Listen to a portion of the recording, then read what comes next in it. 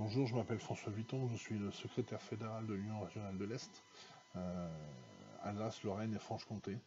La région la plus touchée par le Covid, y compris chez les postiers, forcément, c'est mathématique, hein, avec au début de l'épidémie des pointes entre 30 et 50% d'absentéisme par endroit et des crises de panique dans certaines distries le matin à l'arrivée, les gens qui pouvaient absolument pas se mettre en situation de travail, qu'on est obligé de renvoyer chez eux, euh, avec beaucoup de difficultés sur les règles qui changeaient 2 à 3 fois par jour sur l'espace à garder entre les gens, les gants, on met les gants, on met pas les gants, on met des masques, on met pas des masques, on travaille 2 jours, 3 jours, 5 jours, un jour sur deux.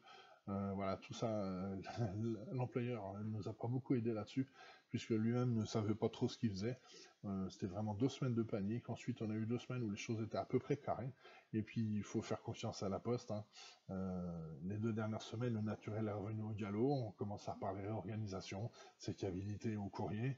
Euh, Au réseau, les choses sont les mêmes, hein. Une fois qu'on a réussi à passer le premier cap de la prestation sociale du mois d'avril, derrière, tout le monde a soufflé. D'ailleurs, je remercie pas les maires au passage qui ont mis une pression énorme sur la boîte pour pouvoir ouvrir les bureaux de poste alors qu'eux-mêmes n'ouvraient pas leur mairie.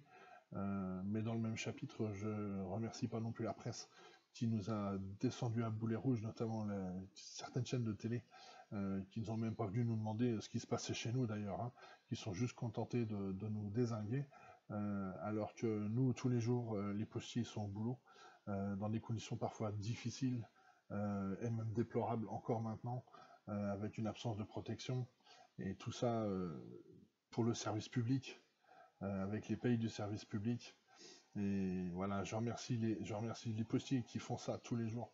Et je remercie aussi les camarades délégués responsables syndicaux et permanents syndicaux qui vont au contact, qui vont sur le terrain pour essayer d'améliorer la protection de nos collègues et faire en sorte que les choses se passent à peu près correctement.